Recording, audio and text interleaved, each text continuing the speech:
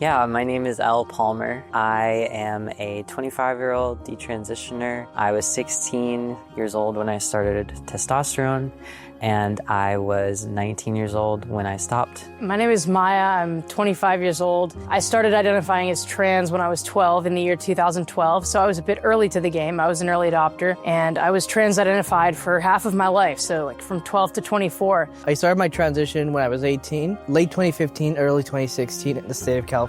My transition was unfortunately very quick, as California approves of this ideology. My first interaction with a therapist or any medical professional was being informed that yes, I am a transgender woman. They had everything ready for me to transition that same day if I wanted to. But it was after a few months after the implants that I finally woke up, asked myself, what the heck am I doing? Made the realization no matter what I would be doing, whether that meant taking all the hormones in the world, having every surgery possible to look like a woman, all I would have been doing was cosplaying or doing a caricature of what I believed a woman was. I had a really hard time with puberty. I kind of knew about why my body was changing. They explained enough of like, this is what's going to happen to you. Like, you're going to get a period and all this, physical stuff, but nobody explained how hard it was going to be mentally. I struggled so much that I ended up getting medicalized. So first I was diagnosed with ADHD, and then I was put on Ritalin. And then when I was going through puberty, I was diagnosed with depression and anxiety, was put on an SSRI, I was put on benzodiazepines, and then I went to a mental hospital because I was suicidal and I was self-harming. They put me on antipsychotics. They diagnosed me with bipolar when I was 12. And then, going through all of that, it teaches you, like, as a little kid, not even in my teenage years, that every problem that I'm having can be solved with the medical system, through a doctor, with medication. When I was 14, I started getting into gender stuff on social media, and I had made a bunch of online friends through Tumblr, through Twitter, and these online friends started getting into the LGBT community and kind of pulling me in to different pronouns and, all the different genders. There's 100 different genders that you could scroll through and pick the one that you identify with. I turned 15, and then I came out as a trans boy. That was my life for 2 years. What made me think I was trans? When I got an iPad for my 12th birthday, I think that's what started the entire saga. At first, I was obsessed with Ellen DeGeneres. I saw her, on YouTube.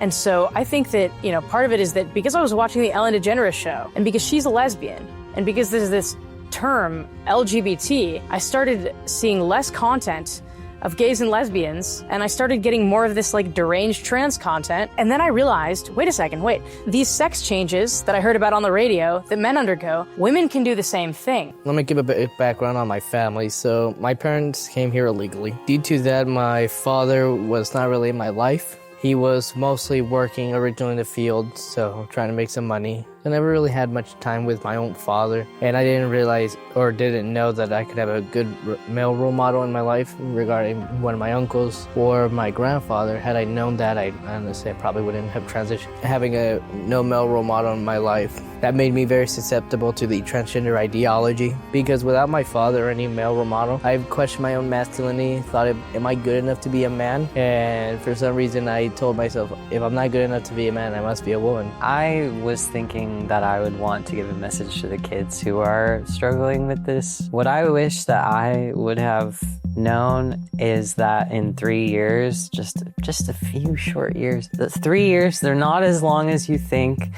And that feeling, it doesn't last forever. It's gonna go away. And it's really hard for a teenager, like a 16-year-old, to think about that, to think 3 years from now, I might not feel the way that I do. Keeping that in mind, that the feelings won't last forever, and you're going to potentially be left with a lifetime of regret. My message to politicians who have worked really hard in combination with, all of us and all these other activists on our side who have pushed against gender ideology from, by attacking its myriad of hydras, be it men and women's sports and spaces, be it, the transitioning of kids, or any other aspect of life that has been thoroughly infiltrated and impacted by gender ideology, is that what we need to understand is that all of these young people have been convinced that it's either transition or suicide. So when you don't allow them to transition, they're going, we know that suicide is contagious.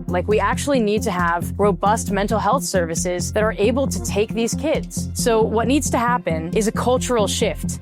There are some things, and I guess maybe this is not just a message to politicians, because politicians can only handle what can be legislated, but maybe it's more of a message to the general public. There are some things that we can legislate, and there are other things that really just have to be widespread cultural changes. We need to understand that politicians won't be able to solve this entire crisis. We actually need to make it unthinkable. We need to make it a really untrendy, really uncool belief that there are some people who are just born in the wrong bodies. I would say for the lawmakers, obviously right now, if you look at it clearly right now, obviously the Democratic Party, yes, they're the ones who are pushing the transgender ideology. And if you look at it, the conservatives, the Republican Party right now are defending children from this ideology. In reality, it's not left versus right. And I need our elected officials to understand that it's not everyone who's fighting against this trans ideology on our children and young adults. Not everyone's a far-right conservative. These are just regular ma and pops, a lot of them are actually Democrats, former Democrats who had to vote for Trump because they were sick and tired of the Democrat Party pushing the trans ideology. So I guess my message to the Democrat lawmakers would be give us the opportunity to listen to my stories like myself, Maya, Elle, and other detransitioners, especially if we are your constituents. Give us the opportunity to speak, and that's all we're asking.